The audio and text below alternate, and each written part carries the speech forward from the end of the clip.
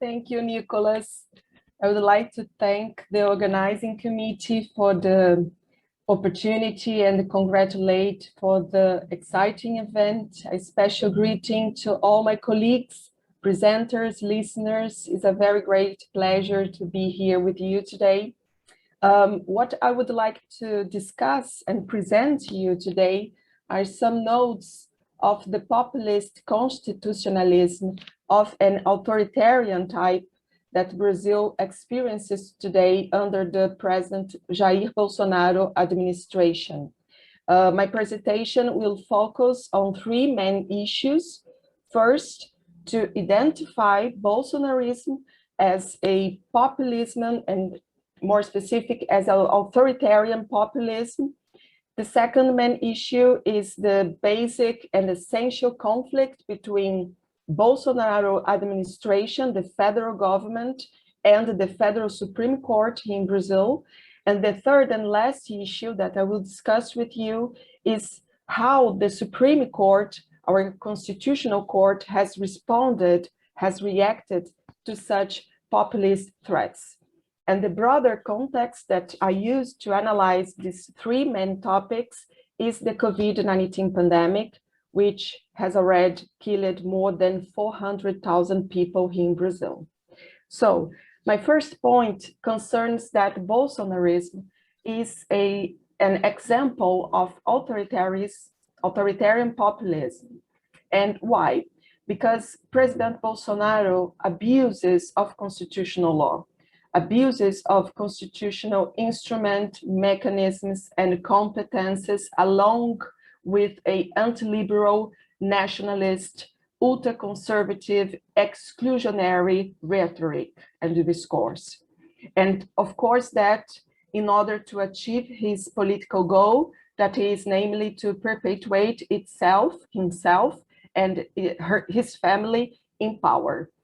During the COVID-19 pandemic, these populist practices and discourses have become worse.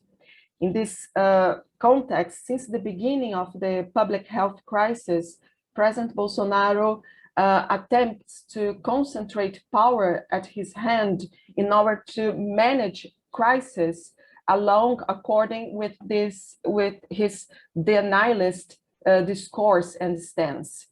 And in this context, he had always two major enemies: scientists and the federal Supreme Court. Scientists, because Bolsonaro has a very clear denialist stance that resulted in promoting and advertising remedies without efficacy against the disease. His government is always opposing itself to effective restrictive measures against COVID-19, and also in the clear delay in buying vaccines. Now I go already to my second point, that is to describe this intense conflict between the federal government and the federal Supreme Court during the pandemic in Brazil. We know that populism is a counter-elitist discourse, is a counter-elitist rhetoric. So that according to this rhetoric, really liberal constitutional institutions do not fully realize the real interests of the people. And in this sense, constitutional courts become a very major target and enemy of this populist discourse rhetoric, of course, because they are constitutional courts per se, counter-majoritarian organs whose main functions are to protect constitution, to protect minorities, and also to resolve federative conflicts. And since the beginning of the pandemic in Brazil, actually the pandemic brought with it here a federal crisis. Since the beginning, in the complete absence of coordination policies from the federal government, from the Bolsonaro administration, local and regional authorities started to respond differently to the crisis. For example, some regions here in Brazil have adopted very restrictive measures against the COVID-19. And others, regions or localities, municipalities, have adopted no restrictions at all. And how the Bolsonaro government responded to that in a very bad manner, I think in the worst possible manner, because Bolsonaro has threatened to engage armed forces against the state governors who have adopted effective restrictive measures against COVID-19 pandemic, like lockdowns, mask mandates, and social isolation. In order to solve this federal crisis, the Federal Supreme Court was provoked and stated that state and local authorities here in Brazil have, yes, the freedom and the competency to decide over restrictive measures to fight the COVID-19 pandemic. And it was a very correct decision because actually the federal constitution recognizes the supplementary competences and powers to regions and municipalities over public health issues. And recently, President Bolsonaro has qualified this decision of the Constitutional Court as a rape against the Constitution. He claims that this decision, the action of the Constitutional Court, denies the basic freedoms of the people, freedom to move, freedom to work, and freedom to develop the economic activities. Besides that, President Bolsonaro abuses often and tries often to concentrate power at his hand, dealing with his constitutional power in a very unduly manner. In my paper, I give several examples of it during the pandemic. Here, I will summarize 4 of these examples. He has enacted several legal norms that confronted basic fundamental rights and basic constitutional principles. He has used his veto power to block, to prevent effective restrictive measures against the pandemic, the COVID-19 pandemic. He has unduly interfered with public organs, especially the Ministry of Justice, to persecute and intimidate political opponents, and also the Ministry of Health and the National Health Surveillance Agency in order to control the approval of vaccines here in Brazil. And lastly, he has threatened to use his constitutional power to decree a state of siege and military intervention here in Brazil to terminate all the lockdowns throughout the country in order to restore public order here in Brazil.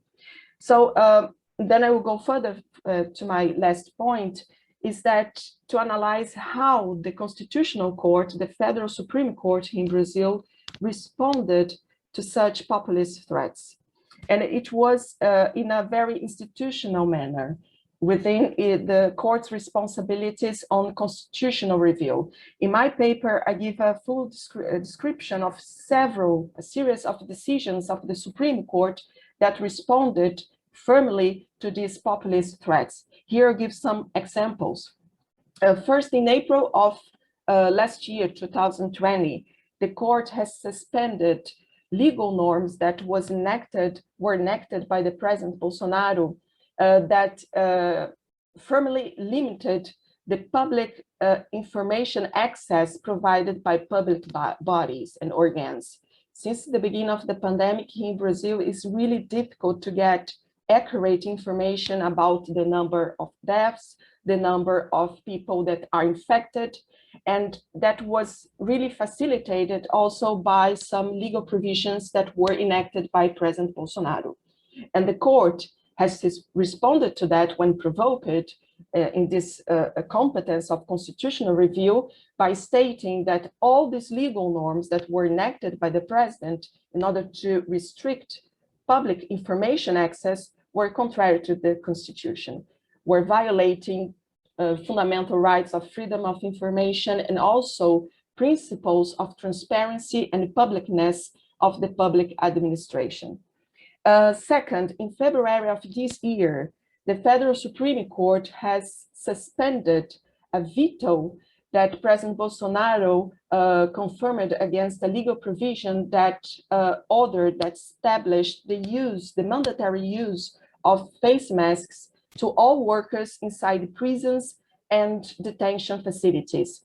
As you know, here in Brazil, we have a severe problem of with our prisonal system, which is overpopulated. And since the beginning of the pandemic was a central issue to fight the COVID-19 pandemic inside prisons. And then it was federal law enacted that established this mandate. All workers inside prisons should use individual face masks. And President Bolsonaro vetoed this legal provision without any reason, and outside the period that the Constitution gave him to veto a legal provision. And then the Supreme Court was provoked and suspended this veto by President Bolsonaro, clearly in a breach of the Constitution. The third example of the reaction of the Supreme Federal Court was last August. The federal court considered contrary to the Constitution any act or secret investigation conducted by the Ministry of Justice against a group of university professors and public servants that were identified as members of anti-fascist groups here in Brazil. The court stated that data collection of political opponents of the government is a clear misuse of intelligence activities here in the country. And lastly, last June 2020, the court has clarified the role of the president as a chief in command of the armed forces, and clarified in the sense that this power is not unlimited. He has limits in using armed forces, engaging armed forces.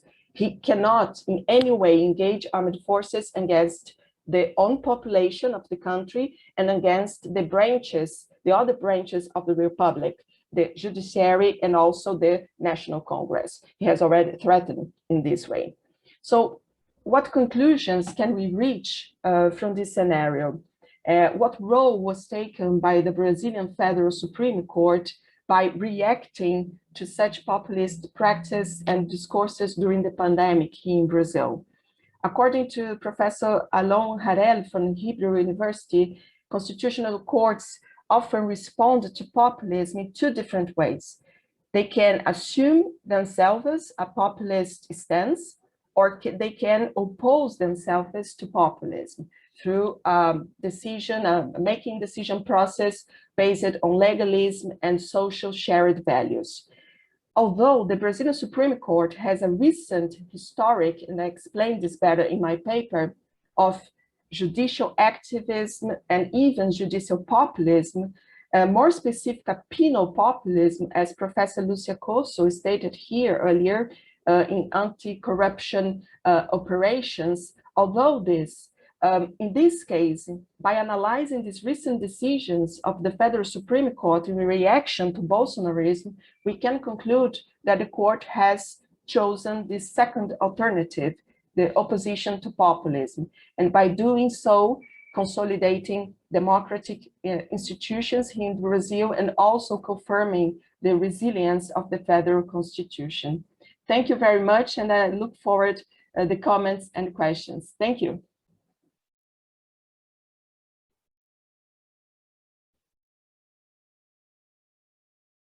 I'm actually muted. Thank you very much, Eleonora, for your intriguing presentation. It was really very, very good. Now I will introduce our second speaker, Professor Renata Treneska Deskoska. She's Professor of Constitutional Law and Political System at the Justinianus Primus Law Faculty in Skopje, in the Republic of North Macedonia. Dear Renata, the floor is yours. Thank you very much. Good afternoon to all of you. First of all, let me thank to the organizers for the invitation to participate in this very interesting conference. I had probably the luck to be on the second day because the presentation that we heard yesterday and today in the morning were excellent introduction to the case study of our few countries that we are presenting on this panel. So my presentation will be on the populism that was in the past of our country during the rule of VMRO-DPMNE, led by Nikola Gruevski, who led the conservative political party, came on power in 2006, and he was a prime minister till actually his party was on power till 2017. I will make also references on populism in Serbia under the rule of Aleksandar Vučić. In Serbia, there is a coalition of SNS and SPS. It is called coalition of two populisms, but conservative populism is dominant. I have read many papers, and there are a lot of papers published on populisms in Hungary and Poland, but I think that the ideological twins from these two Balkan states are neglected in this analysis, so that's why I choose these two in order to analyze the elements of populism through their rule. Both of them, when they came on power, were presenting themselves as political outsiders who defend the dignity of ordinary people. Their rhetoric was demagogical. They glorified the ordinary people, and the messages were anti-elitist. VMRO-DPMNE, when they started all their electoral campaigns during these past 11 years while they were on power, were starting their campaigns with some form of collecting ideas from the people. And these two pictures you are seeing on this slide are actually part of their activities, where on squares, on gatherings, they were presenting they are collecting the ideas from the citizens for writing their electoral campaign. That was one of possibility to get closer and to present that actually their political program for elections is written by the people themselves. Two characteristics of the rule of Gruevski this past year was that he was introducing illiberal legislation, but also his political party and many of the state institutions are violating the rules of the legal. They are violating the legal provisions.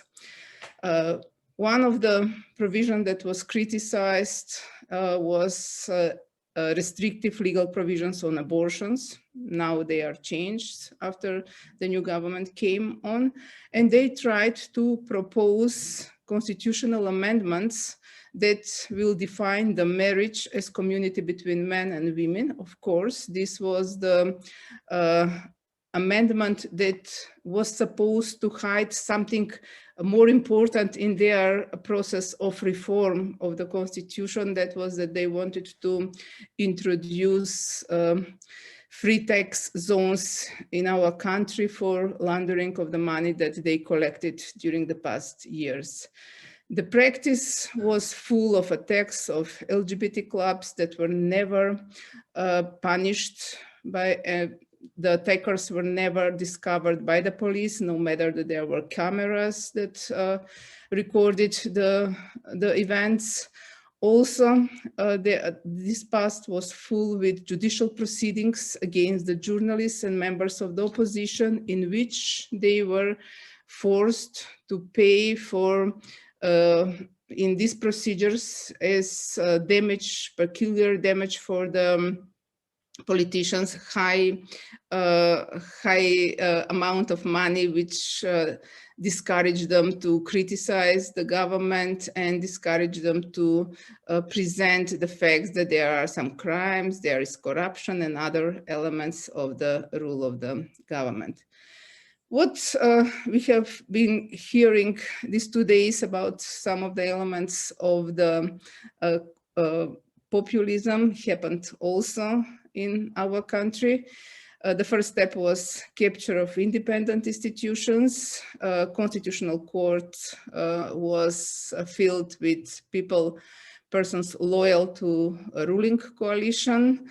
And when we analyze the cases that were solved by the Constitutional Court in these years, no matter whether they are concerning to the review of the constitutionality of some of the laws or the protection of some human rights, we can see that Constitutional Court was more vetoed body than the body that vetoed the government or executive power. So Constitutional Court was acting as a best friend to the government, actually confirming the legislation that they were adopting.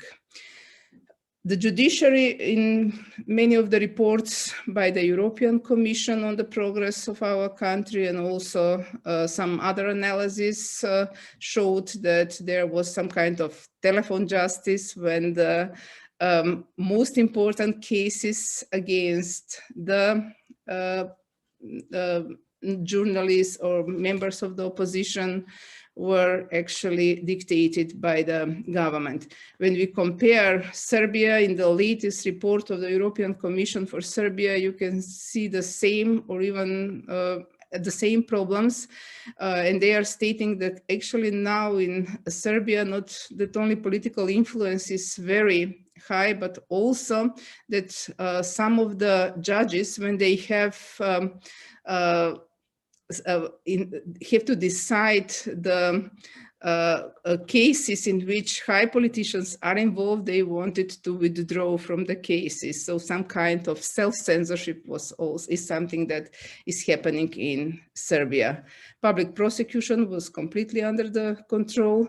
The parliament was institution that was used not to confront the different opinions, but to marginalize the opposition.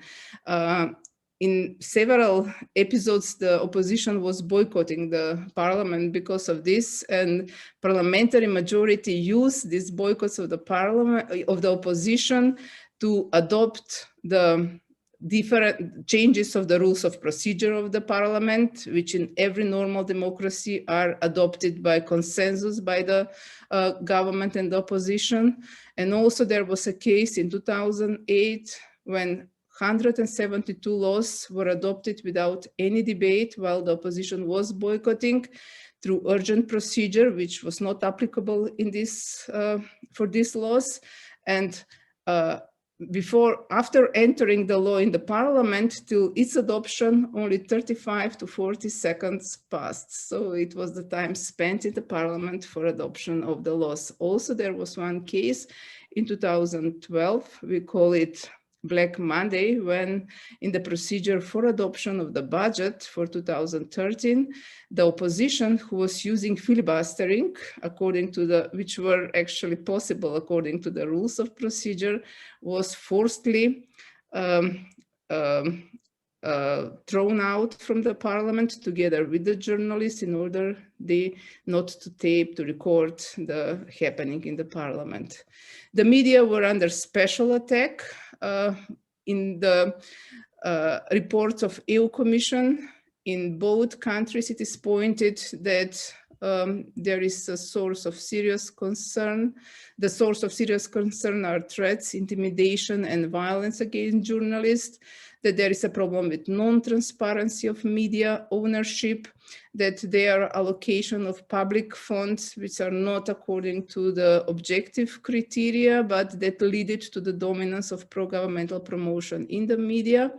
In our country, there was a case of closing one very dominant television, which was not under the control of the government. These pictures are actually when the police entered to close the television and arrested the owner of the television. And that was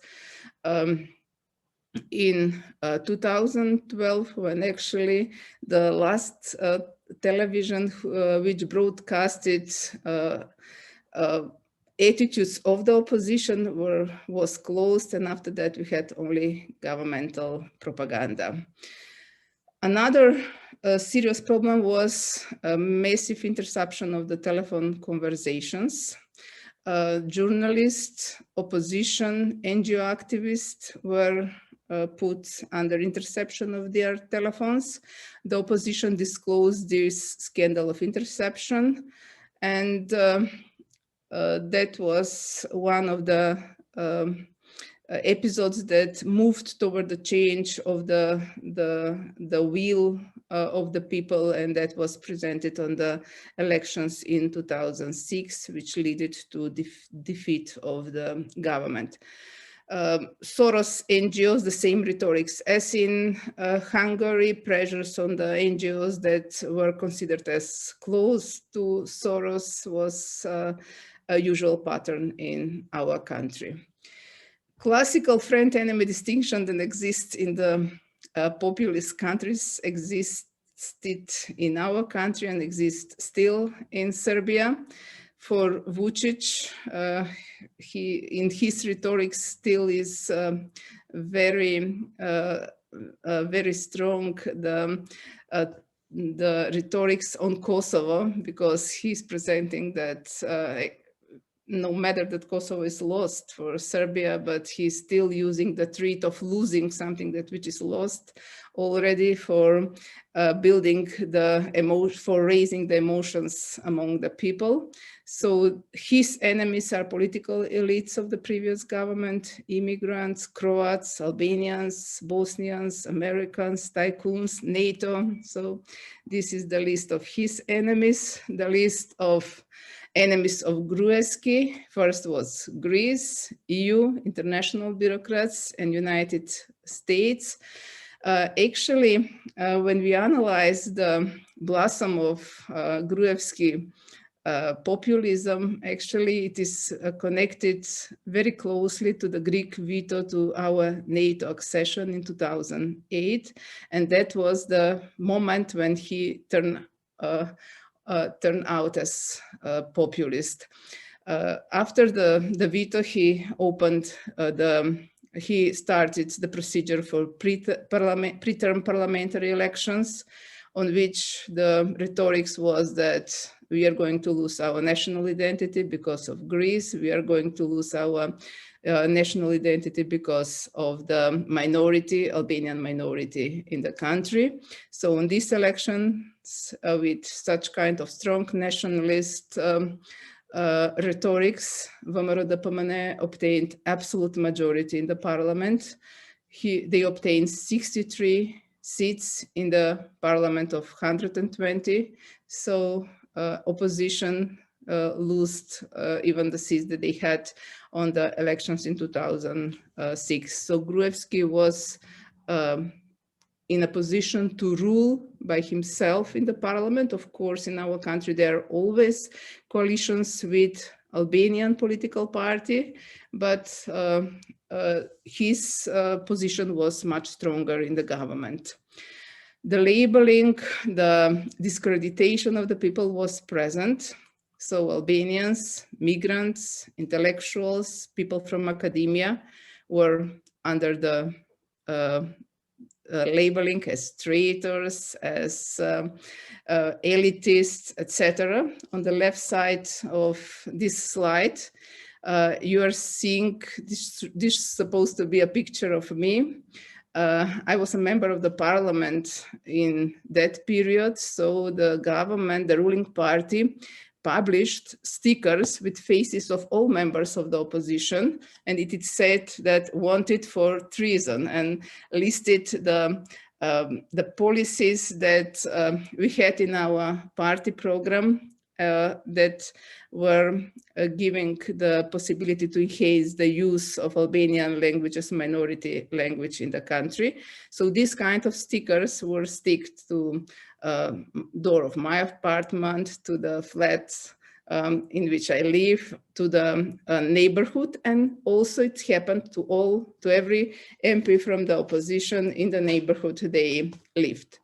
Also, Gruevski was using the process of lustration for pressuring the people who were loud in the public and who were expressing oppositional views. It was interesting that in this law on lustration, they included also the lustration of dead people. And it was intentionally because one of the judges of the Constitutional Court who was writing different opinions from the majority and who was loud for what is happening in the Constitutional Court and the provision. Her father, who was dead many, many years ago, was lustrated in order to make a pressure on her.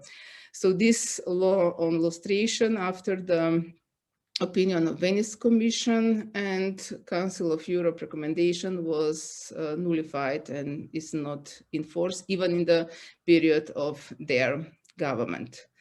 Presenting himself as a keeper of the national identity, he started even modifying the identity which we held, for example, on which we were taught as pupils in the schools. And he started a project so-called Skopje 2014. It was a project on which 700 million euros were spent for new buildings, monuments, and new facades on old buildings. So actually, the basis of the project was to reconstruct the national identity with its rooting in Asian history. The monument that you are seeing on the square in Skopje is Alexander Macedonian. So they never called him Alexander Macedonian. It was unknown soldier, but everybody can recognize that it is him. So this project had three important outcomes. First was that he built his image as a patriot and guardian of national identity with this. Second, he was pumping a lot of money from the state budget and was supporting the clientelism, because those people who were engaged in this were his loyalists, whether they are sculptors, some other artists, building companies, etc. Clientelism and state corruption was something that was dominant in this period.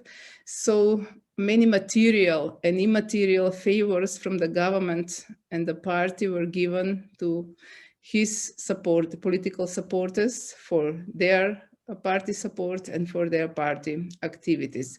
So working places of the people who are incapable or not competent for these working places, appointments, public contracts, different budgetary assistance, even helps in the ordinary judiciary procedure or other procedures that these people had. So according to some foreign analysis, VMRO-DPMNE in this period became one of the wealthiest political parties in Europe, with property which was estimated of value of 60 million euros. So that is something which is big money for our country. So the proverb for my friends, everything for my enemies, the law, unfortunately sometimes was that for my enemies, not even the law. So the discrimination was something that existed. The change of the government happened in 2017. The photo you're seeing was the violent attack of the current prime minister and other MPs from the opposition when we elected the new president of the parliament. So supporters of Gruevski entered in the parliament and attacked the MPs.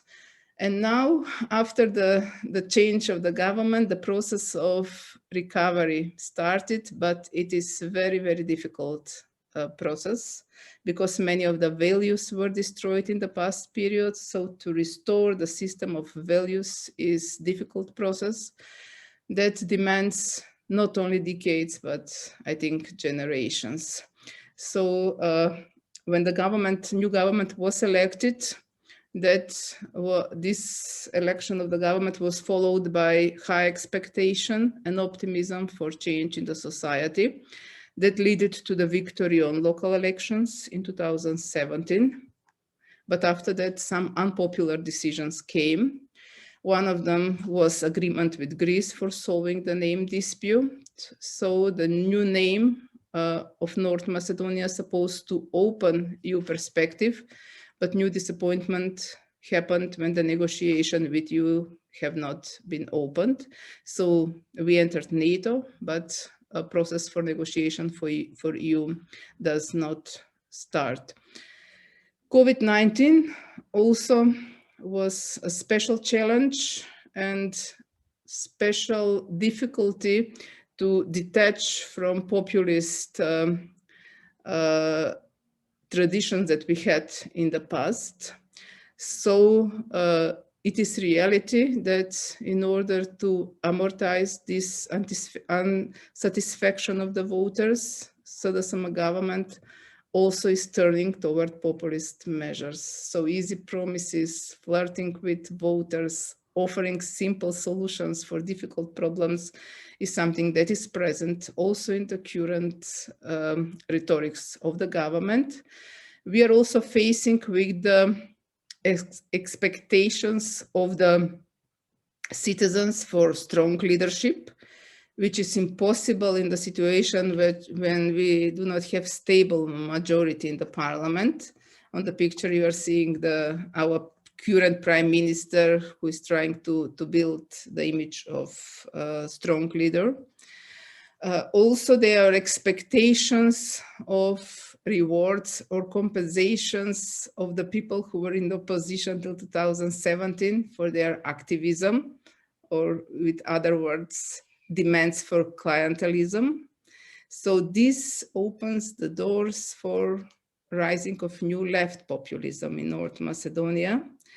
And now the enemies are not elites or traitors, but are mainly found in the judges who are from the old system, elected in the old system, who served loyally to the previous government, enforcement agents who are seen by the poor people as those who are sucking their blood and their money. So in my opinion, today we are in this circle of populism, which is very difficult to get out because actually of the disruption of the values that existed. So it is very difficult to introduce new patterns of ruling that will be accepted by the citizens in a situation in which we are now, especially with pandemic and other economic consequences that we are suffering. For now, that will be, so I'll be on disposal for questions. Thank you very much.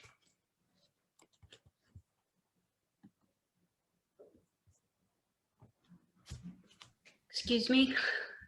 Thank you very much for this elaboration on Serbia and Macedonia and North Macedonia. I've never heard of anything for the populisms in these two countries, so this was very interesting. Thank you very much. Nikolas has a small a problem with the power in the house, so I'm going to continue with the conduction of this session. I see Professor Yaniv Roznai from Israel, who will continue. You have the floor. Thank you. Thank you very much, Annie. Thank you very much for inviting me to participate in this great conference. Thank you, Renata. This was a fascinating talk. I'm quite frightened and now after hearing that. But so what I want to do in the next 12 or 15 minutes is to talk about the Israeli experience. And of course, I can talk for quite long on the Israeli experience, and I'll try to give broad overview. But before I start, let me share a 40-second video, if I'll be able just to open the discussion. I'm sharing the sound as well. Just a second. All right. I hope you can see the YouTube page. Great. All right. פשיזם, מהפכה שיפוטית, צמצום אקטיביזם, מינוי שופטים,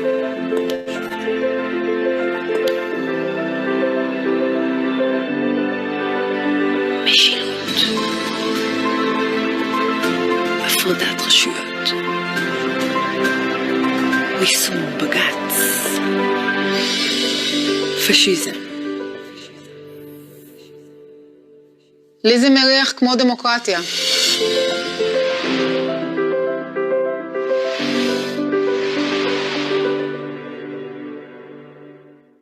All right, so this was our former Minister of Justice, Ayelet Shaked, who's from a right-wing party. Oh, sorry, let me close that. The reason I showed you this video, this was an ad that she published just before the elections on March 2019. And for her, it was supposed to be a humoristic kind of ad, right? All the left wing are calling me fascist because I want to limit the court, etc. But basically, this is democracy. And the reason I'm starting with this video, because this, the bottom line that is reflected in this video is quite the prevailing approach in many people from the center and right wing. The majority represents the people, and if we want the majority, then we can do whatever we want, and any limitations on our power, including judicial supervision, are simply undemocratic and illegitimate. So this is the bottom line, and she was the Minister of Justice. Just to give you a sense of some of the prevailing approaches in the government in the last few years. Now, what I want to do in this in the talk is basically to make the argument that there are various manifestations of populism in Israel in recent years, and that this is indeed part of the global movement that we are all talking about. But my main claim is that Israel has a particular set of features that make it especially vulnerable to the populist project. And this is based on a paper that I'm about to publish with a colleague of mine, Professor Amichai Cohen. So if you open the very short introduction to populism by Mode and Kaltwasser, you'll see that they also mention Israel. They say that populism has become an integral part of politics in Israel, and that is quite correct. And what I want to claim is actually that Israeli, both social conditions, but also institutional features, make it especially vulnerable to populism. And I want to start with the social conditions. The first thing I want to talk about is the social divides. And the most important divide in this respect is the Jewish-Arab divide. So in Israel, we have about 20% of Arab minority. And this divide, this national ethnic divide, makes the enemy-friend distinction so prevailing and so central to our politics. This national divide is a clear target for the enemy and friend distinction, because we have an identified enemy, the Arabs, that actually possess some kind of a real security threat, because they are friends and families and in the same nationality as the Palestinians in the occupied territories and the Arab neighboring states. So it is very easy to create this divide that is based on this national ethnic divide between Jewish and Arab. We, the Jewish people, they are the Arabs. So in a recent paper published by Yonatan Levy and Shai Agmon in Contemporary Politics, they explained that while in many other countries, populism is based on, let's say, social or cultural divides, in Israel it is beyond that. It's beyond the economy and it's beyond the culture. It is about security. So what fuels the populist rhetoric and fears is basically the security of the state. So that's one important thing. And the enemy and friend distinction actually goes way beyond the mere we, the Jewish state, the Arabs, because it is then targeted also to this entire group of the, let's say, left wing that object the continuing occupation. So automatically, anyone who's now objecting the occupation can be labeled as enemy. Oh, they are the same as the Arabs, Arab lovers. They're against national security. They don't care about national security. So first, this Jewish and Arab divide is crucial for fueling populism rhetoric in Israel. That's one important thing. The second divide that I think is crucial is the ethnic Jewish divide between the Jewish Israelis of Ashkenazi or European origin and Mizrahim or Sephardim who came from, let's say, from Africa or from Asian countries. And I think Professor Eyal Gross in his talk yesterday mentioned that.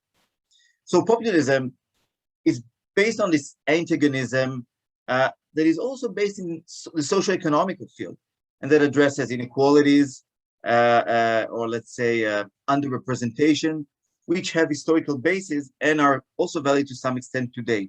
And this is crucial for understanding Israeli populism. Historically, the Jewish Ashkenazi, those from European origins, really controlled almost the entire segments of the society, the economics, the higher education, the court, even geographically, they were centered, and everyone who came from, let's say, Africa or Asia were being alienated from the central centers of power. So in the past, this was indeed a reflection of deep inequality, and it still persists nowadays. So I put here, you can see study finds huge wage gap between Ashkenazim and Mizrahim, something very recent also. So there is still some kind of inequality. Now, this is very useful for the populist rhetoric in Israel, because one of the problems of the, let's say, the populist leader is once it gets into power, it is automatically part of the elite. So how can it be anti-elitist if it's part of the elite?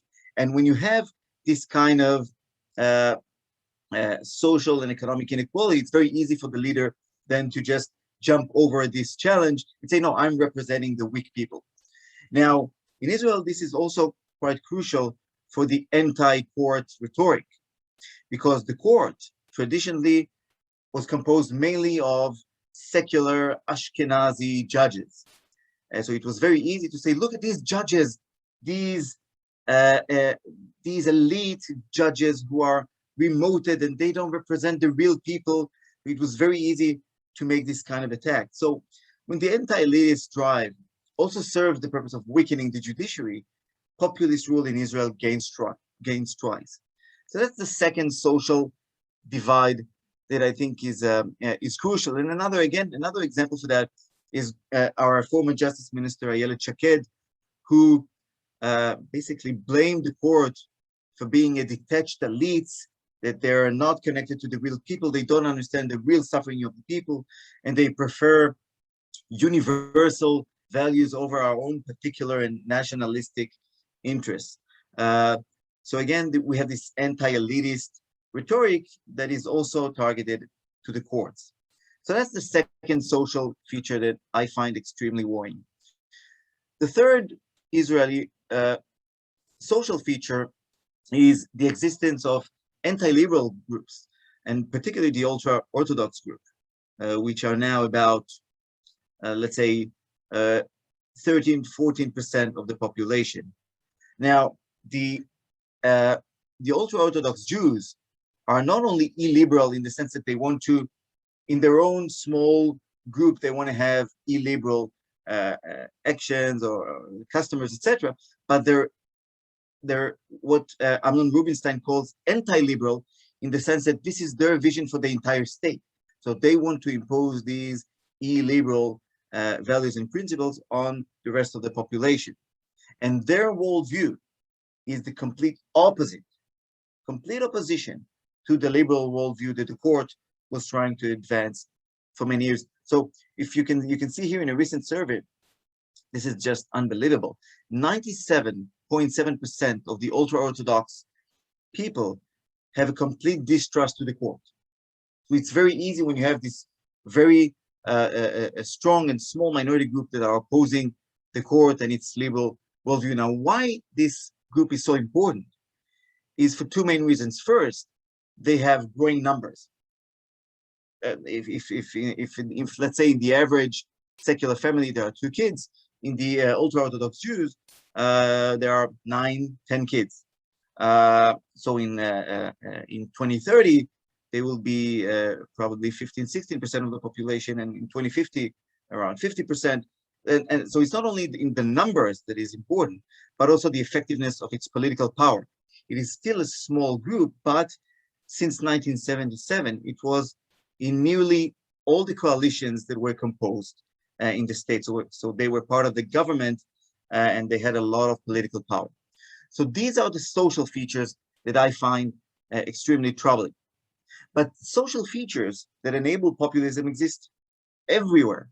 What I want to show now in the next 5 or so minutes is that in Israel, we have particular institutional features that do not exist elsewhere, which put the Israeli cultural order in a special, let's say, fragile position.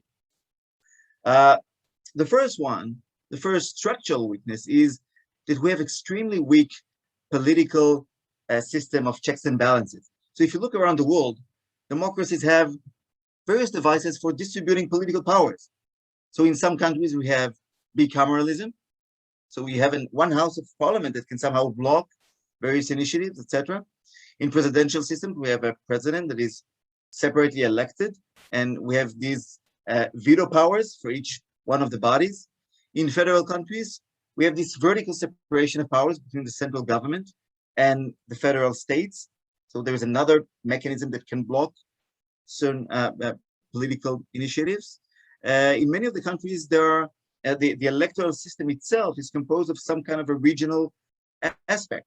So if I'm a representative of my region, when there's some initiative that comes from the central government that I'm objecting to, I will still be loyal to my local constituencies rather than the central government. And of course, supranational institutions such as the EU, or let's say regional courts such as the European Court of Human Rights. So every member of the Council of Europe, in the 46 members, 47 members of the Council of Europe is bound by Strasbourg, right? And if you look at 66 countries labeled by the Freedom House as free states, they all have at least one of these institutions. In Israel, we have none. We have no structural internal or external political restrictions on the legislator. We have one house in parliament. We're not a presidential or federalist system. The entire region is one portion of the electoral system, and we are not member of any supranational court organization. Basically, there is only our legislator that is elected, and this body is actually controlled by the government, by the executive, that imposes its own will through very strong coalition discipline. So that's one crucial structural weakness that we have in Israel. The second one is the lack of a rigid constitution. Nowadays in the world, you can hardly find countries with no constitution. New Zealand, UK, perhaps. So in Israel, we don't have a formal constitution. We do have a series of basic laws that, according to the court, have a constitutional status. But that is not enough. Why is it not enough? Because these basic laws are extremely flexible. So in every democracy, there are some kind of restrictions on the amendment procedure. This could be special procedures, 2/3 majority, etc. Substantive limitations, eternity clauses, unamendable provisions, like in Brazil or in Germany, or temporal limitations. So in Italy, you need to wait several months before you can enact an amendment to the constitution.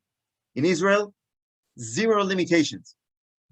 Our Knesset, the legislature, can enact a basic law or amend a basic law by a simple majority in a day or a day and a half. And since 2013, we had 3 new basic laws and 28 amendments to basic laws, and many of which were temporary and for specific circumstances.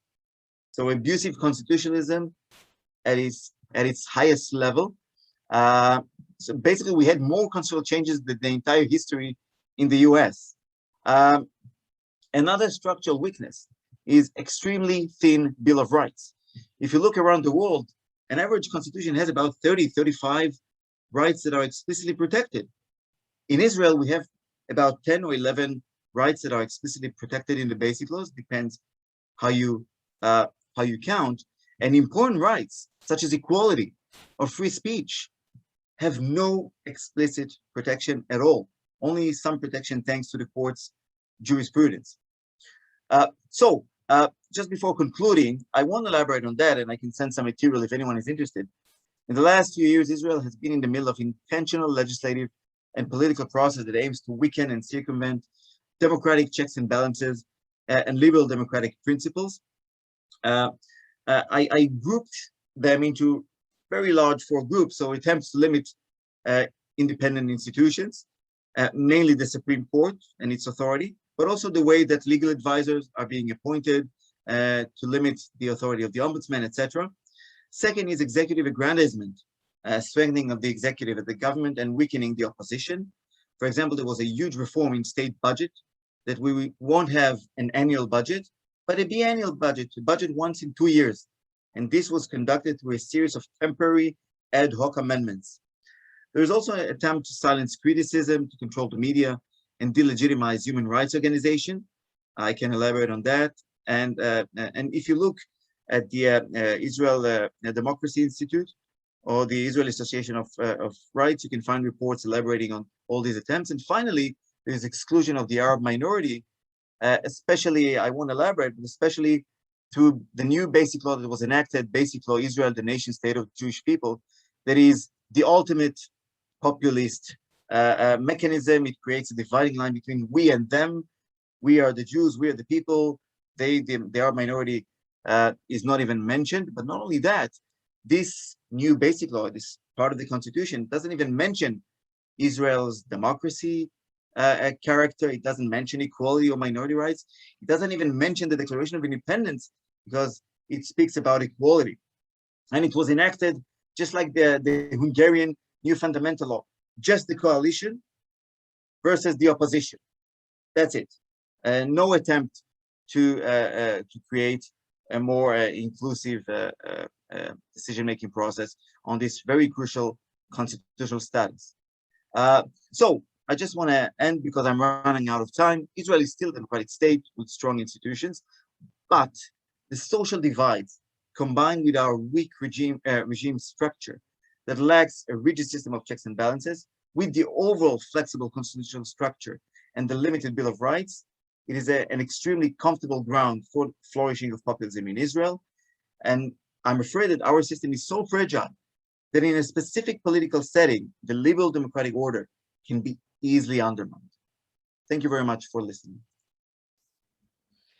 Thank you, Yaniv, very much for this presentation. I think we will learn a lot in this session. Every country has its own characteristics of populism, and it's very interesting to see how it evolves. Thank you really very much. Now we move on to Turkey. We have with us Mr. Sen, Dr. Sen, who is in Bergen, Norway. Correct? Yes, correct. Okay, he will talk from Bergen, and he will elaborate on the populism of Erdogan. Yes, exactly. Well, I was just trying to save you from reading my name, so I was just interfering with saying my name, Gökhan. Just to say that. So I will start with the statement of the obvious. In Turkey, democracy is dead, and you're all familiar with the cause, which is populism. And many of you have already mentioned this case as a lost cause, and the fight against the fight between the democracy and the populism. So what can we learn from the dead? We can learn by making some autopsy to the dead democracy in Turkey. Having said this, this is a sort of detailed case study. I will not enter into all the details and technicalities which I have included in my paper. But I will start by taking the easiest definition of populism, Müller's definition of populism, which says people's general will and the elites as the analytical framework. And based on this framework, Turkish case shows that populism devours constitutionalism and constitutional law and constitutional institutions, particularly by attacking on counter-majoritarian institutions, anti-pluralism, and its attack on human rights. In fact, Erdogan is not the inventor of this populism in Turkey. Populism in Turkey, or Turkish populism, is as old as the populism as we know today, as we define by Müller today itself.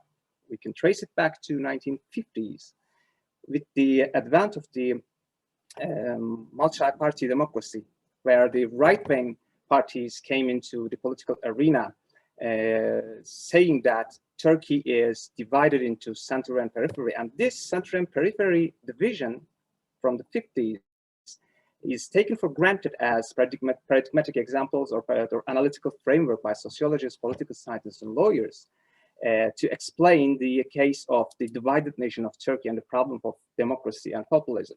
So this right-wing tradition since the 50s has claimed to fight against the military bureaucracy and the posh, disdaining cultural elites of the center against the culturally different periphery, which is mostly described by being religiously devout and also could not have access to political and cultural life of the society.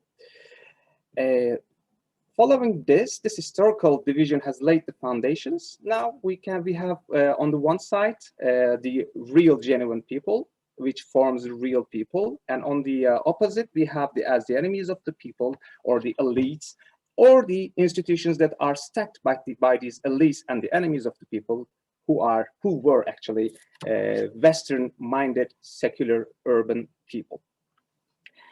For Erdogan himself, as early as the 2000s, he divided Turks into being black and white. So for him and his Manichaean understanding of the populism or politics could be sensed in his initial political rhetoric, which saying that in this country, in one of the interviews, he said, in this country there is a segregation of black Turks and the white Turks, and your brother Tayyip belongs to the black Turks. So in his rhetoric, black Turks refer to the periphery and the white Turks refer to the Kemalist secular elites in the military, judiciary, and other institutions, particularly in academia and presidency of that time. For Erdogan, these actors were the enemies of the people, and they formed an alliance. They formed that wicked alliance, despite their all differences. For example, leftists and liberals one side, and the Kemalists are not leftists actually, but for him they formed an alliance. Also the new LGBTI now and the gender rights, they're all forming an alliance against his real people. So how can we sense this, or what are the ramifications on this? As I explained in the paper, we can divide it into three, which will be easier to follow Müller's definition or other triple triological definitions of the concept. Like one thing is human rights. The other one is the packing of the constitutional court, and the third one is abuse of referendums or authoritarian referendums or abusive constitutional change. As regards to human rights, Erdogan has an ambivalent relationship with the human rights. Indeed, in terms of attacking freedoms, Erdogan's regime has developed a more subtle but effective and pervasive mechanism in contrast with the brutal methods of the old regime, like 80s and 90s, or before 80s, during the military regimes particularly. Brutal methods, I mean, like extrajudicial killings, mass torture, or ill treatment at the hand of the police or soldier. We see them sporadically during Erdogan's regime these days. These are not brutal, what Erdogan does, but what he does against human rights is cruel. So we can label not brutal, but cruel. Why Erdogan is cruel in attacking human rights, we can explain this by contrasting two concepts within. representation and exclusion. For Erdogan, human rights is all about representation and symbolic inclusion of his people, of his genuine people, while excluding whom he sees as the enemies of the people or remnants of the establishments, of the remnants of the elites. So in Turkey, we can say rights and freedoms are offered, particularly to some at the expense of others. This is an illustration of AKP's conception of genuine people, marginalizing those who refuse to align with this political view. As many of the audience is from Greece, you may easily relate, I suppose. Erdogan has the symbolic inclusion of the periphery was Erdogan's Muhtar meetings. Muhtar, you have it, I suppose. Erdogan's Muhtar meetings. I don't know how it is in Greece or in other post-Ottoman areas, but Muhtar in Turkish colloquial speech also refers to a condescending term to explain people, to describe people who has nothing else good to do but runs the errands of the neighborhood. So following his election in 2014, Erdogan started to hold regular Muhtar meetings in the presidential palace. This was a redemption moment for him because during the establishment era, before Erdogan came into power, the establishment media of the time had said that he can't even become a Muhtar, which meaning that he's useless, he can't become even Muhtar from now on. So it was that redemptional moment for Erdogan and also symbolic inclusion of the periphery, the Muhtars, into the political agenda. Second example may be the gender problem or gender politics. Ironically and surprisingly enough, Erdogan allows women actively participate in politics. Women who are active members, and he has a very supportive women's group, who are active members of the party or conservative women's movement, have more opportunity to contribute to political and social debates and discussions and decision takings. We can also see that in numbers in the assembly, the AKP has the second largest of women deputies, which is much more than what we call secular urban oppositional party, Republican Party. And also women are represented relatively well in the executive cabinets of the AKP governments. Yet these women may only enjoy their political rights only if they conform to the political populist agenda, particularly only if they paraphrase the patriarchal or toxic misogynist rhetoric of Erdogan or AKP. On the other side, the secularist, feminist, LGBTI people are now marginalized or even criminalized. Every 8th October, every 8th March, there is a clash between the protesters, women protesters and the police. Every year we see them. Also, there is one last incident which symbolically revealed the situation, the withdrawal of Erdogan's withdrawal, which is constitutionally and from international law point of view, which is also illegal, but it is also technicality, but symbolically, it withdrawal from the Istanbul Convention, which is an emblematic international document in the regarding the gender equality. And the constitutional lawyers, a group of constitutional lawyers commented on this withdrawal as inciting violence and discrimination in an attempt to harness political legitimacy from social polarization. So what may be this mindset? This is passionate hatred driving Erdogan's behavior into the human rights. We can say from the initial state, Erdogan's political rhetoric has been this ongoing conflict between oppressive elites and the virtuous people. This hatred might have formed Erdogan's mindset, contributing to the cruelty, if not brutality, of his methods and forms. We can remind also the gross human rights violations in that context. For example, post-coup purges from 2016, we call them colloquially KHKs, meaning emergency decrees. Between 2016 and 2018, during the state of emergency, more than 100,000 people were purged from their jobs. It was not only a dismissal or being fired from the job, but it was a practical civil death. And they were stripped from their human rights or work rights or equality rights or travel rights, so much so that in Turkey, they are commonly called as KHK person to denote the untouchables, having no rights whatsoever in Erdogan's Turkey. So this is the hatred that we may sense in the methods and forms, as an example.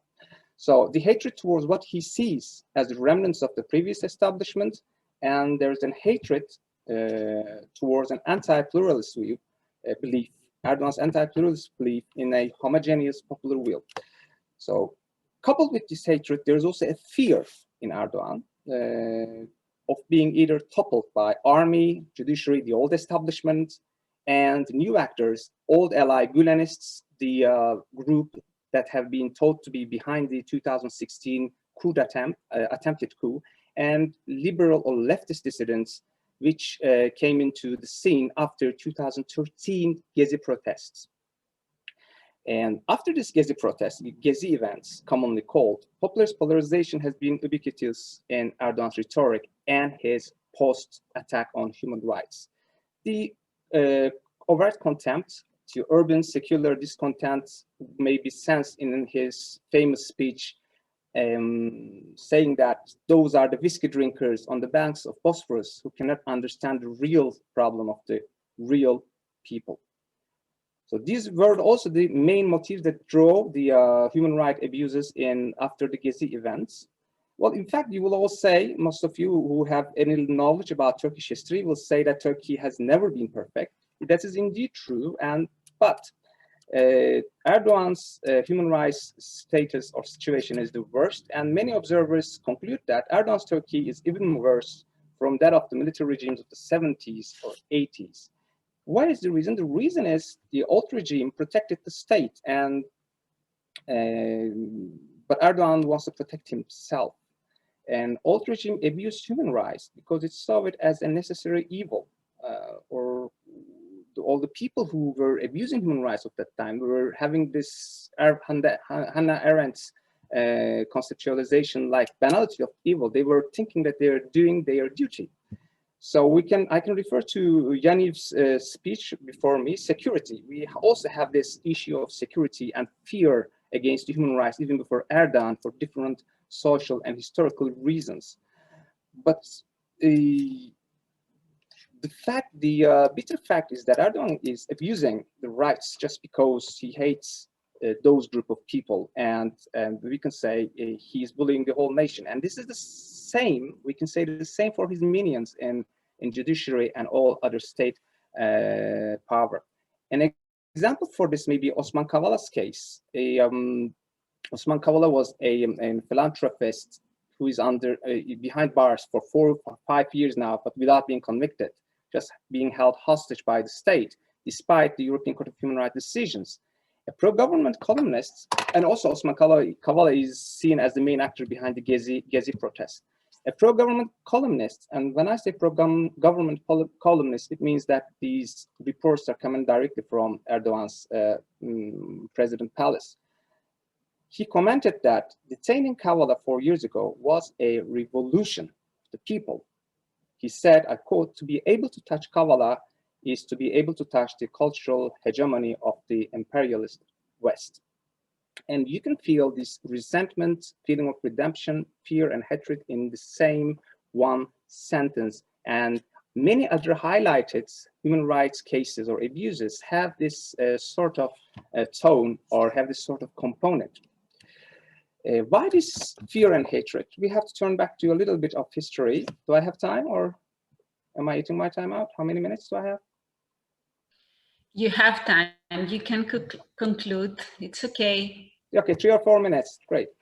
We turn back to the Constitutional Court. The Turkish case shows that the Turkish Constitutional Court has committed abusive judicial review before Erdogan, against Erdogan, and after Erdogan. So it has skeletons in the closet. Before the impact, there are 3 decisions, which I'm not going to enter the technicality, but 2007 to 2008, which simply said, without any legal argumentation, to Erdogan, we don't like you, we don't let you what you want to do. This was the this may be the bottom line of these three decisions of Turkish Constitutional Court. So the court was packed by Erdogan following the 2010 constitutional amendments, which gave him a little bit of more competences to pack the courts. And in Turkish parlance, also we say, in addition to being packed, the Constitutional Court is now tamed.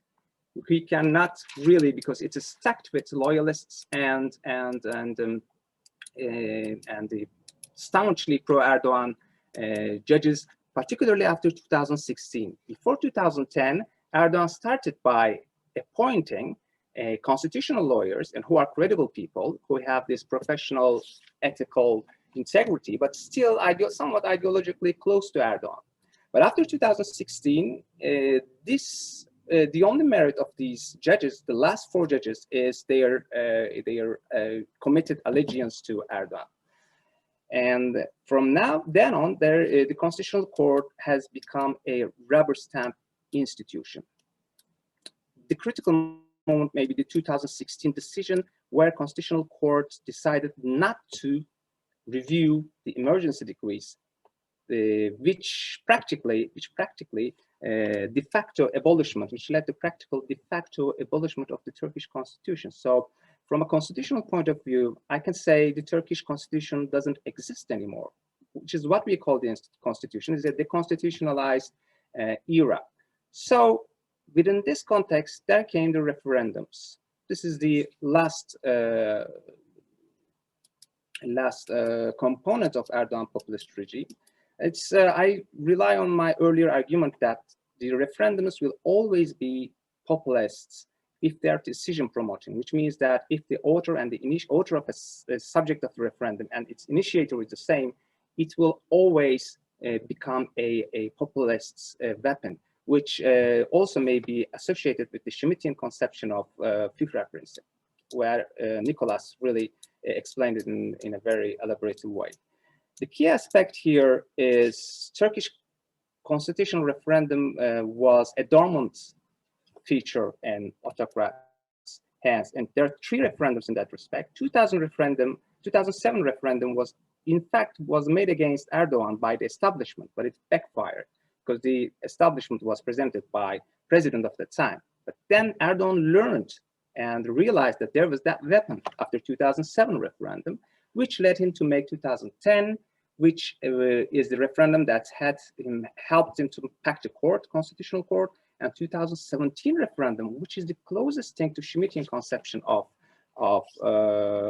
constitution making, with two different ways. Like this 2017 referendum gave Erdogan the possibility to redefine the ethnos who was involved in this new Turkish nation. Also, it really played it as a symbolic act of revolution because it was made in the revolutionary circumstances, not in a constitutional circumstances. So in that case, in 2017 referendum, the line between the constituent power and constituted power is blurred. And moreover, the identity of the constituent power was destabilized during this referendum, which was more than, other than entrenching an authoritarian project, this was the main problem in 2017 referendum. Actually, this is the thing that I would like to say. These were all the triple groups, but my question remains to conclude. I would like to conclude, does Turkey case offer a most convincing qualitative data that all populisms are authoritarianism, or is it only an anecdotal evidence which why you're mapping the authoritarian versus democratic constitutionalism? This is I'm still thinking about that, particularly by reading Paul's and Boyan's accounts. I will decide on this, but this may be one of the things that may be subject to debate. So all for now, thanks for your patience, and I'll leave the floor to questions and my friends. Thank you. Thank you very much. I have to say I'm really sad for this image Turkey has today. I think we're all sad. I was really impressed by the term you used, the hatred, which we forget. We see anti-pluralism, we see fear, we see many limitations on free speech, but hatred is something that it's very sad to hear for a regime. Okay, I give the floor to Nikolas to conduct the discussion. Thank you very much, all of you, for these wonderful presentations. I think we will have a fruitful discussion. Thank you. Thank you. Hi again. Sorry for my absence for a while, but there was a blackout. I would like to thank Eleni for taking over, Eleni Kalambakou. So we have now around 25 minutes for discussion and for any questions, remarks, comments.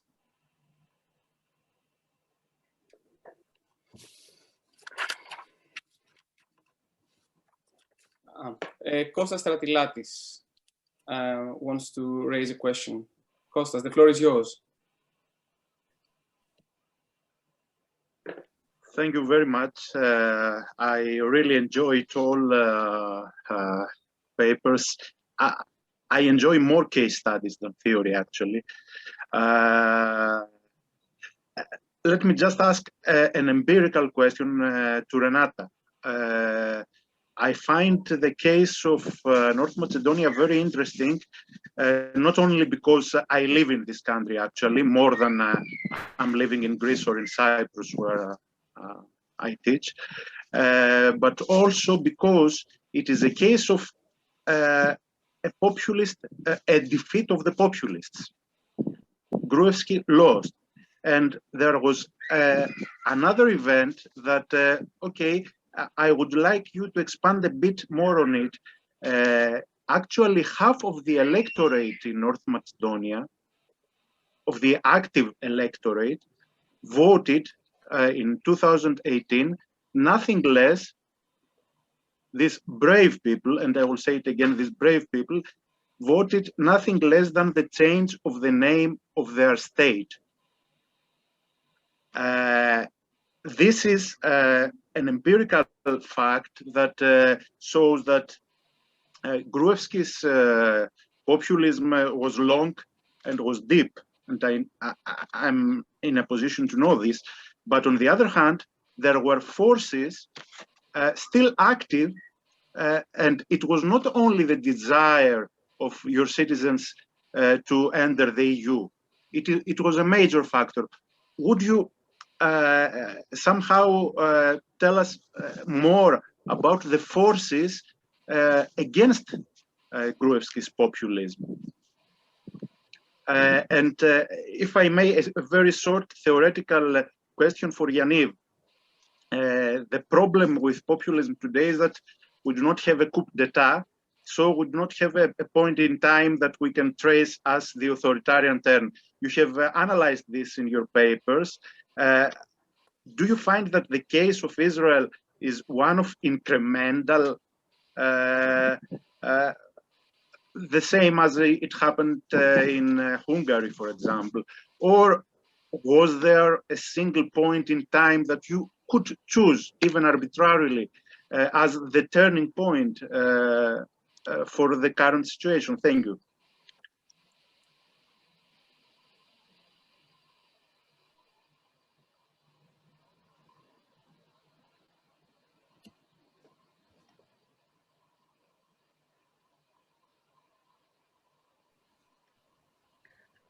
Maybe, Nikolas, can you hear us? Yeah. Are there any hands? Sorry, are there any hands that I cannot see now? Any questions? There are some questions in the chat. Ifigeneia. Okay, a question to Yaniv and to Gökhan.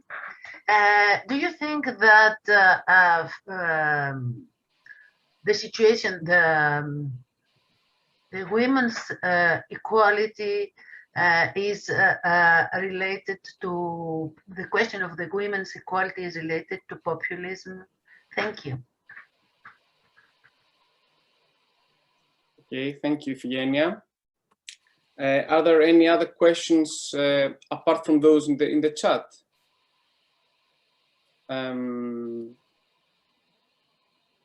Okay, there are some questions for Yaniv from what I can see in the chat. So Yaniv would like, I suppose, to answer them. So do you want Yaniv to start from answering these questions in the chat? Okay, thank you very much, Nikolas. I'll try to answer the ones in the chat quickly and the ones that were answered here live. So very, very briefly, Patrick asked a very good question about the relationship between the changes that I've described and the situation in the occupied territories.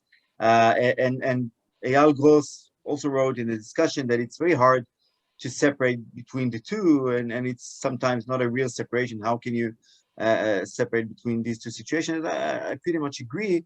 But even if you look at international indexes, they usually make this separation between the internal territory of Israel when it comes to its democratic characters and the occupied territories. But just for the sake of to answer Patrick's question about the relationship between Israel's new basic law, the Jewish nation-state law and the occupied territories, I think there's a very strong connection, because one can contextualize motivation or part of the motivations behind the Jewish nation-state law within this crumbling Israeli-Palestinian peace process and the growing prospect of a one-state solution. Because if we're going towards a one-state solution, there's a huge legitimacy problem for how can one people rule over another. And this basically what it does, it offers this type of legitimation principle of subordinating one people with the others, because it states that in Israel, only Jews have the exclusive right of self-determination. So if one can think in the long term, how would this influence the one-state solution and the Jewish people being, let's say, superior to the Palestinians when it comes to national decision-making issues? So there is a very strong connection, I believe, Patrick, between the two. Another question in the chat was about the majoritarian process that I've described. So I think what I try to say is that the approach in Israel is not just that of majoritarianism, but of extreme majoritarianism. The winner takes it all. We're the majority, so we represent the people. And if the people is sovereign, then I'm the majority. I represent the almighty people, and therefore any restrictions on my power are simply undemocratic and illegitimate. So basically, in the paper, I'm using Paul Blocher's features of Populist project. So the first thing is the Populist, and also in Israel, they refer to the law and to the basic laws as instruments in their political strategy. It's a majoritarian is a governing tool, but also it is an instrument for political strategy. So instead of the rule of law and the basic laws to be considered as limiting the power of the government, now the government is using and abusing these laws for their self-interest, political, short-term and narrow political interests. And basically what we see in Israel, that political constitutionalism in a way undermines the distinction, which is anyway problematic in Israel, between ordinary and constitutional politics. So at least in some countries, you have a special process for this distinction. In Israel, there isn't even a procedural distinction. So we see frequent changes in constitutional rules for everyday politics. So this, for one, this undermines the status of the basic law. And secondly, this provides not only a rule of the constitution, a rule of law process, but it also reflects a Schmittian understanding of constituent power that is taken by the political majority to release the people from various restrictions. And when the government takes this constituent power role, it is partisan and monist instead of a constitutional process that is based on inclusion and wide agreement. Same as in Hungary. For Dimitri's question on demography and the rise of the Orthodox, I'll just connect it with Evgena's question on women, because these two are related. So we have a demographic rise of Orthodox Jews, and this will surely bring a decline in liberal features and tendencies of the state. Also, now we see more and more, let's say, separation or segregation between men and women in public sphere, in various neighborhoods. If you have photos of women, they're being deleted by people in the streets, etc. So the situation is quite bad in that respect, in women's equality respect, and also LGBT rights, etc. And this will only increase. And for the final question about incrementalism, indeed, I think the Israeli case is spot on, an incremental one. We don't have a decisive point in time. What I can say is that in 2015, there was a big jump, a big leap in the changes because we had a quite homogeneous right-wing coalition. So far, usually we had at least one actor in the coalition that managed somehow to block these kind of changes. And when you have a relative homogeneous right-wing coalition, there will be hardly any veto players in the game. Thank you. Thank you very much, Yaniv. Eleni Kalambakou has asked. Yes, I would like to ask a question to Eleonora. If there are any attempts by Bolsonaro to pack the Constitutional Court or anything else as an answer to all this? Okay, Eleonora, the floor is yours. Can I first answer? Yes, Yeah. Renata. Yeah. Sorry. Yeah, Renata. Okay. I think for the question, it is not easy to defeat the populists, especially when our ex-prime minister Gruevski was using elections in misusing the electoral process, which was used as unequal field for competition, and that's why the opposition didn't want to enter in elections without guarantees that the elections will be fair in at least in certain manner. That's why the negotiation started before the elections in 2016, and as outcome of these elections, this negotiation was agreement on technical government who will carry the elections. That was the government in which the Ministry of Interior and the Ministry of Social Care was in hands of the opposition, because actually the police was an instrument that was used by Gruevski for frightening the voters, and also the Ministry of Social Care, because many of the advantages that were given, benefits which were given through this ministry, were actually used for buying voters from the most pure population. So with such guarantees, we entered in the elections, and the results in 2016 were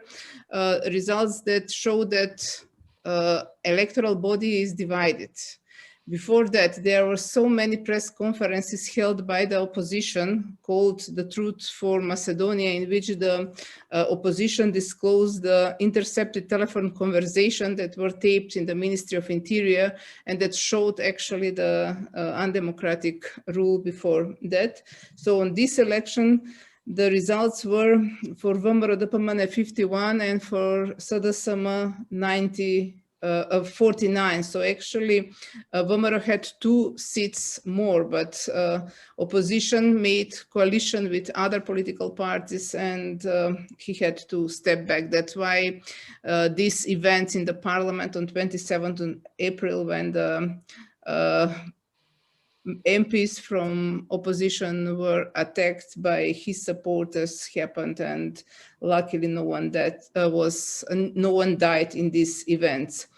The new coalition that was made was from left political parties, SDSM, but also one of the members of the Gruevski coalition Albanian political party do. They are also from left orientation, so we can say that it is a left coalition.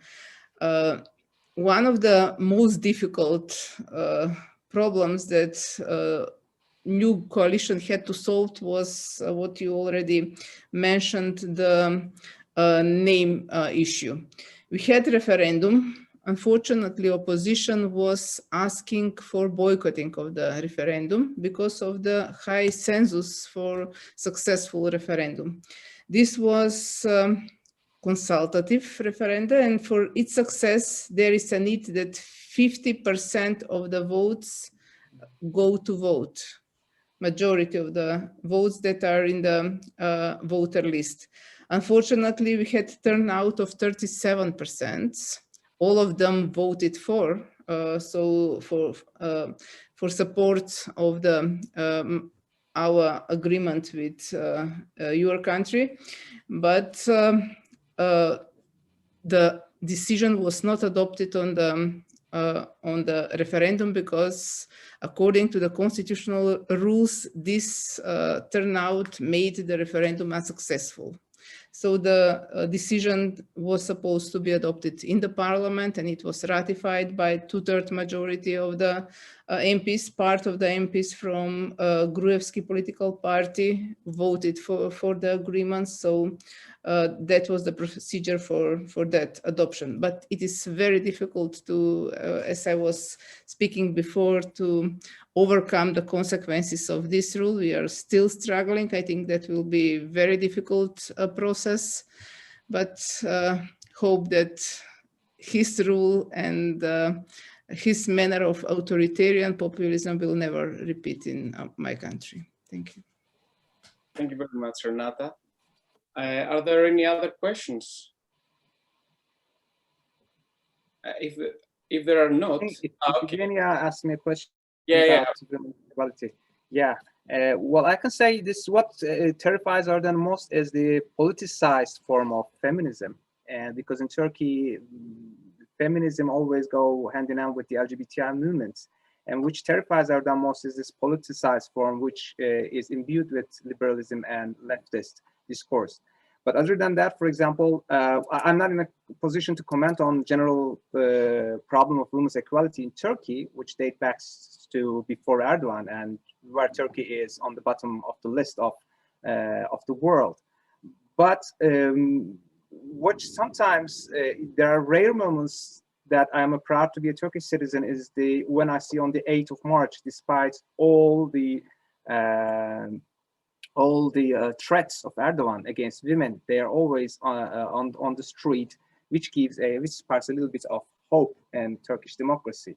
So what terrifies Erdogan may work, for example, in at least one of the components of our future resuscitation of democracy, not too much far, because I believe all populists are one of constituent powers. And they just like amok runners, they're not institutionalized, they're not entrenched into a constitutional form. So it will fall into somewhere some point soon. So women movement will be one of the decisive elements during that process, which we will see in very soon, I believe. Thank you very much. Yaniv has raised his hand. Yeah, thank you very much. If I can ask a question, one for Eleonora and to Renata. So to Eleonora, just a question. So I know in Brazil, there is an eternity clause, a clausula petra, an amendable provision that is backed with strong judicial review of the courts that can even invalidate amendments. How influential was that mechanism in this battle of the court against populism? Because when you have this mechanism, courts have less to fear from potential backlashes and overrides. That's one question.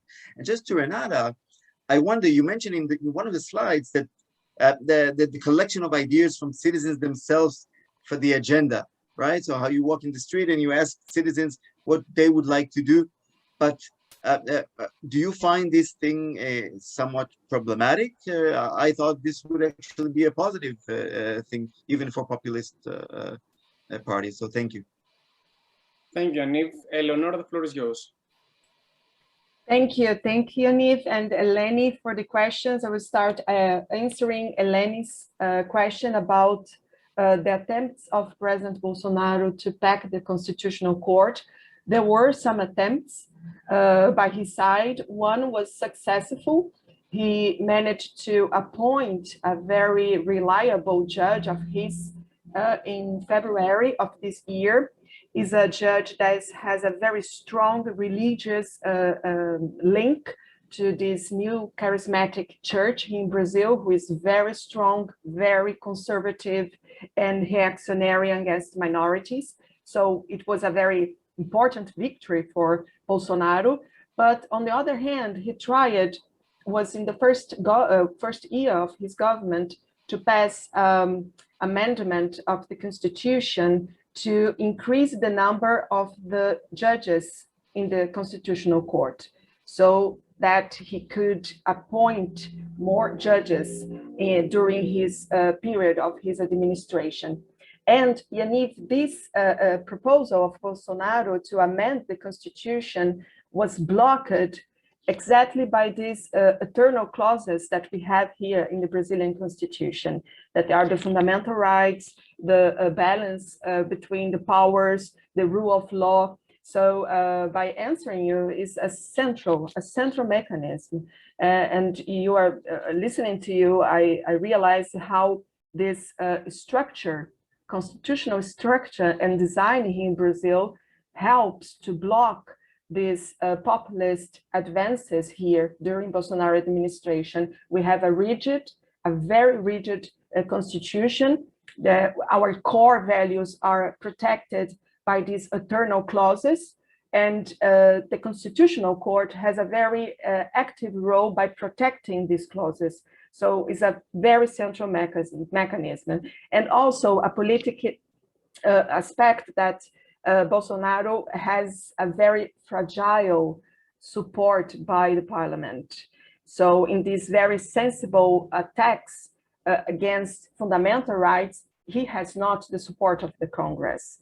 So these attempts by these institutional mechanisms, his attempts are in the majority not very well succeeding, fortunately. Thank you very much. Thank you very much, Eleonora. We still have 2 minutes. If someone wants to add something, you can see that Renata. Yeah. I don't find it problematic. It was just an illustration of the methods, how he was presenting himself and his party as a part of the citizens. And there are many other examples. Some of them are included in the paper. For example, what I find problematic was that prime minister who is acting pater familias to all country, and he was solving problems of citizens by telephone call by himself. So going to the villages and see the problems and then calling and solving, that shows a lack of institutions that will deal with the problems. Prime minister is not the one who should solve personal problems, but govern with the country. So the same methods now we are seeing in Serbia. Vučić is doing the same. So he is the boss of everyone, of all institutions, and by himself calling to this institution, all problems are solved. So that are the problems, not collecting ideas. But unfortunately, collecting ideas was just only a part of the show and performance, not that it has substantial influence on the drafting of the political program or measures that were taken after elections. So thank you. Thank you very much, Renata. We still have 2 minutes. So if someone wants to add something to the discussion. Okay, I thank you all for your presentations and your remarks. I think we have learned a lot from these presentations and the papers, which are actually very well structured from what I've seen. So yeah, we thank you a lot. And Eleni Kalambakou, the floor is yours now for the next panel. Thank you all panelists. It was very intriguing and very interesting to hear all these practices from Brazil, Turkey, North Macedonia, and Israel. Thank you all. We pass now to our last session, but not least. We're going to close this conference with more practices and some ideas for the rhetoric, for the populist rhetoric.